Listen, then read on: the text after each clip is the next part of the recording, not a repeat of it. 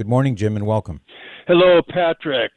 So tomorrow, my wife and I are meeting with my daughter's boyfriend, and I'm quite sure he's going to be asking for her hand in marriage. I have two concerns slash questions.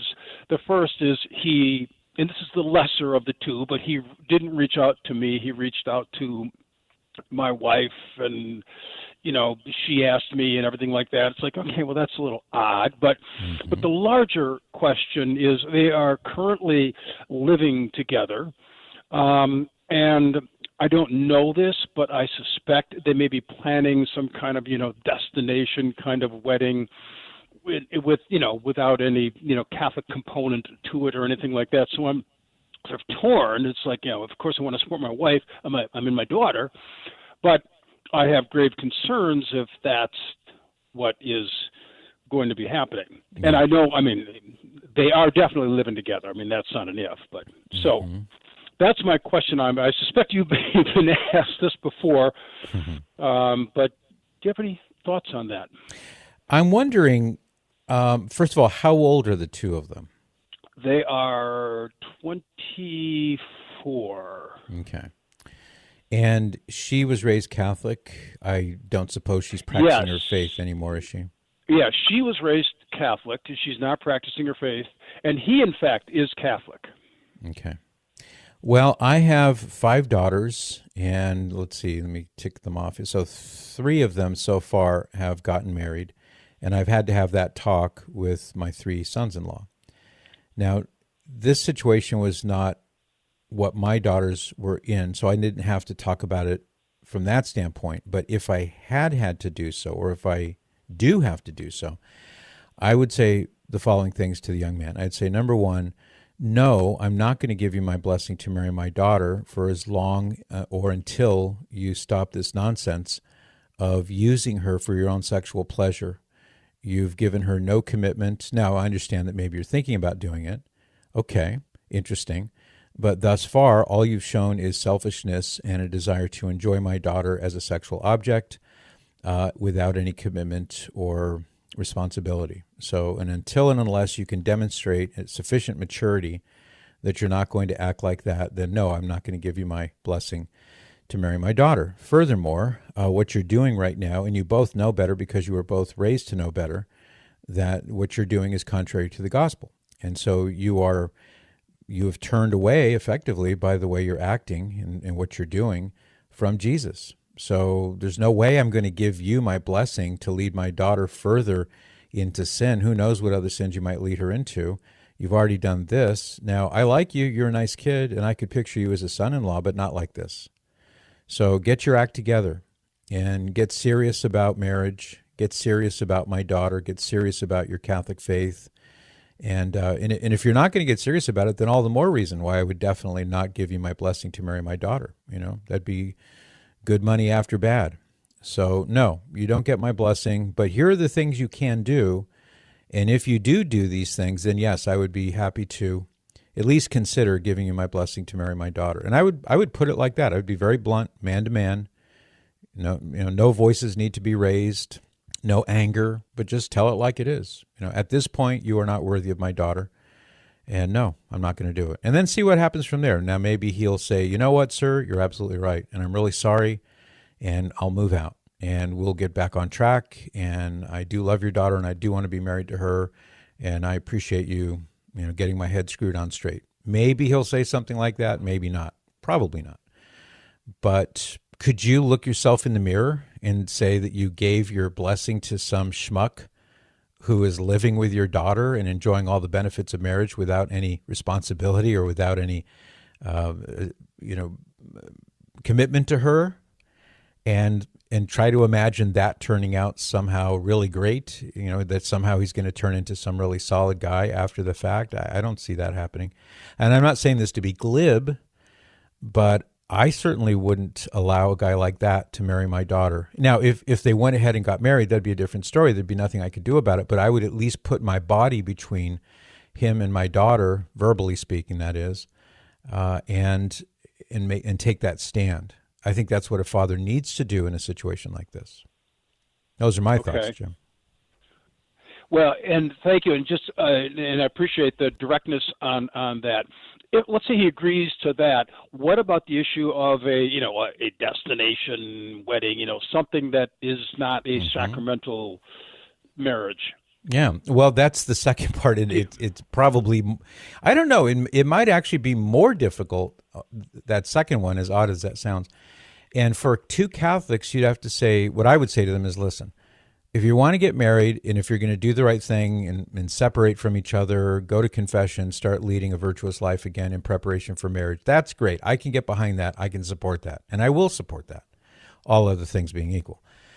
But part of that means that you're going to be serious about your faith. And in order for a Catholic to have a valid marriage, this does not apply to Protestants. It does not apply to anyone else, but it certainly does apply to Catholics. If you want to have a valid marriage, valid in the eyes of God and the church, you have to get married according to what the church refers to as the canonical form, which stipulates that you must be married in a church unless you get a dispensation. And if you really, really, really want to get married at the beach, ask your bishop for a dispensation. He might give you one. We'll see. But to just freelance and go do it on your own without any care about what the church says on this issue, it sets you up, and this is you speaking to him, it sets you up for an automatically invalid marriage. So please understand, it's not that we don't want to gather with you at the beach or in the forest or on top of a mountain or wherever it is you'd like to, to have the celebration. You can repeat your vows to each other. You can have a party. You can do anything like that you want. All we're asking is that you do the right thing and get married in the church in the presence of a priest. And yes, I know all the deacons out there are saying, but a deacon too. Yes, deacons too. That's true. Bishops too, for that matter. Just if you want us to be able to come and celebrate and enjoy and all of the above, just do that. And then you'll have, in the eyes of the church, in the eyes of God, you'll have a valid marriage. And I don't know how hard of a sell that would be, but I dare say, Jim, and here's my final thought, I'll toss it back to you. I dare say, if I had to guess, I would bet that most Catholic parents who have concerns about this never bring this up. They sort of grit their teeth, they grin and bear it, and they go along to get along, and they go to a wedding celebration that's not a valid wedding. And maybe if only they had said something early on, hey, you want us to be there? We'd love to be there. We'll even help pay for part of this. But it's got to be a valid wedding, otherwise there's nothing to celebrate. So again, those are some thoughts on that point, Jim. What are your thoughts? Okay, thank you. That my head was going in that direction. What's somewhat complicated here is my wife and I. Well, we're not on the same page on virtually anything, and we're not on the same page on this. She would not, I'm sure, support that position, but it is what it is. Is she Catholic? I'm not going to. Oh yeah, she is. Okay, but. It's complicated. Yeah. I wonder if maybe that's why the young man called your wife and not you. Maybe he thought he would have an easier time if he asked her rather than you. Do you think he's intimidated by you? I think so. I think that's quite why he reached out to her, because he knows that she's safe and will, sort of supports what they're doing, and like you this just described a minute soft. ago, sort of looks the other way. But this guy sounds soft. Well, he is soft. That's and the other. If I had him alone, I'd want to have a conversation about Jezebel and Ahab as well. I mean, there's so much I want to talk to him about. Don't be an Ahab. But it does sound soft. He's a great kid. Yeah. But he's soft and he's weak and he doesn't know his own mind. He knows his appetites, but he doesn't know his own mind, it sounds like. So indeed. Yeah. So I come back to this, not to, beat a dead horse, but those are signs that this guy's not, he doesn't seem like he's ready for marriage. If he's that soft and he's that weak and he's that intimidated. I think some intimidation in a good sense is always a good thing. And I don't mean that to be mean to anybody, but rather that, he should fear the Father. He should have a sense of, not fear. I don't mean fear like, oh my gosh, he's going to hit me. I don't mean fear like that. But I mean respect and recognizing, as he probably does with you, Jim, that her dad is going to stand in the way of, the daughter and some guy who may not be good for her. Any father who projects that kind of, I'm going to protect my children, especially my daughters, I think that's a good thing. And I think he senses it based upon what I'm reading between the lines here. Yes, I think you're right. But you've validated what my instincts were here. Again, it's complicated. My wife is going to be there, and she's, oh, this is so wonderful, and maybe they get married in Aruba or something like that. But I can't endorse what they're doing. And you hit the nail on the head with my concern about weak. He's a great kid. I like him a lot, but he should have had the courage to reach out to me and make this a conversation with the father and not put that buffer in the middle. Right. That is indicative that he's not. Well, let me put it in these terms. If he's too afraid to come to his intended wife's father to ask for his permission, at least he has the good sense to ask for permission. I'll give him points for that.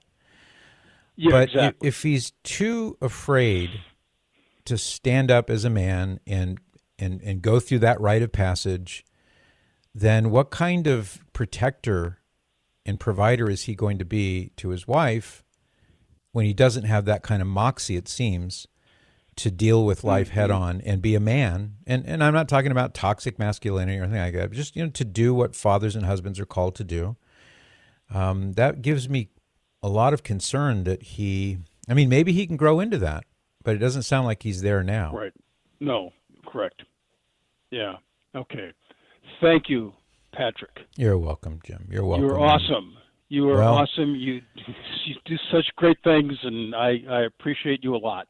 Thank you. Well, all glory to God, and any good things that come from this show or anything else on Relevant Radio, we have to give God all the glory and all the thanks. So do me a favor, Jim. I'm actually very interested in what may transpire. So if things unfold, if you feel like talking about it 2-3 months from now, whatever, give me a call back. I'd like to know how things turn out.